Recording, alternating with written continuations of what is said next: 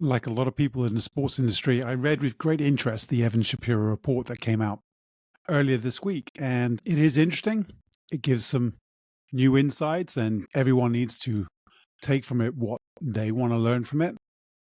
The biggest bit I have that leads to my confusion when I read a report like that is, why does everyone continue to be surprised at the dominance and supremacy of YouTube in the video and increasingly broadcast space?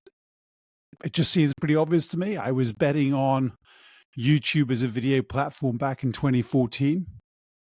Whilst that specific bet on Rightster didn't pay off for me, I think the view that we had then when we were doing our analysis was video would be king and you had to be in that space. And I think ultimately it has been proven correct. It's not as if YouTube has become a behemoth overnight. So I am truly fascinated by how in 2025, almost every other post I see is, oh, wow, look at YouTube. What a big animal it is. It's going to win in sports. It's going to win in content. You need to have a strategy. Honestly, if you haven't had a strategy for the last decade on YouTube, I honestly do not know what you've been thinking about. So that for me was point one. Point two was, the young don't pay for sports and they watch a lot of YouTube. And I was like, well, most of YouTube is free, and most parents who have the budget will spend on a platform they want to watch, not on a platform that their children will watch. It's just another budget. So yeah, are the youth of today predominantly on platforms like YouTube? Yeah, it just makes sense. The young have never wanted to pay for things. It's always the people 30 to 40, 50 plus who are paying for it. So that makes total sense. And then the next bit was, well, the young want to stay on the platforms that they're accustomed to. Again, I'm confused as to why this is confusing. I think it's very interesting. I think it's beautifully put together. And I think it serves as a reminder, but I don't think I read anything that was particularly groundbreaking for me. The direction of travel has always been known. One of the things, though, that I am intrigued by and does lead me to pause for thought is there seems to be a distinction between pay TV and streamers. And the confusion for me, and it's genuine here, is a lot of streamers, as I place them, and I may be wrong, are effectively paid platforms for content. So if you think of Netflix, you think of Prime, you think of Disney, these are all streaming platforms, but they're effectively a digital version, online version of pay TV. And they're doing the inverse of what you saw linear broadcast do. Linear broadcast was very much a free-to-air, ad-supported platform, which became increasingly pay TV.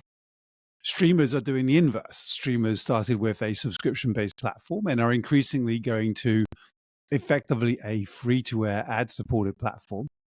I think it's interesting when you do some research and you see that the ARPU on advertising customers on Netflix is apparently higher than it is on subscription users. I think that's really, that to me was like, oh, I hadn't guessed that. I hadn't thought about that. That's really quite interesting. And if the ARPU is higher there and they want to drive growth because subscription growth is plateauing for them at somewhere like Netflix, it's still growing in other platforms. Well, how do you continue to get growth? And if your ARPU is higher in advertising, what are the content formats that drive advertising revenue, drive viewership? Well, that tends to be sport. So that leads you to, oh, they're doing more big events, more sport-related content on platforms like Netflix, but WBD and others are increasingly spending money on sport. And you go, well, yeah, that just makes sense. It is interesting to me how it is the inverse of how TV and linear broadcast emerged. I think we are maybe overanalyzing sometimes what is going on. We are seeing obviously a fundamental shift from the old linear model to a new model. I can see times of severe disruption coming potentially. If you think of if in over a 5-year time we went from a CD model to a Spotify model, that would be, upsetting in the way the pie is split amongst, various parties. I see how that could have a serious impact on the squeezed middle, as Ben Wells of PTI rightly puts it, where lots of smaller content providers do well and the premium do very well, but the squeezed middle suffer.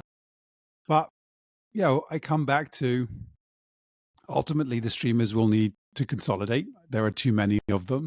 You'll need to have fewer. I think that will lead to, again, as advertising rates and the ARPU and the growth rates come down to how many views can you get, and you're maxed out on subscribers, just as people like Sky's PayTV maxed out on the number of subscribers.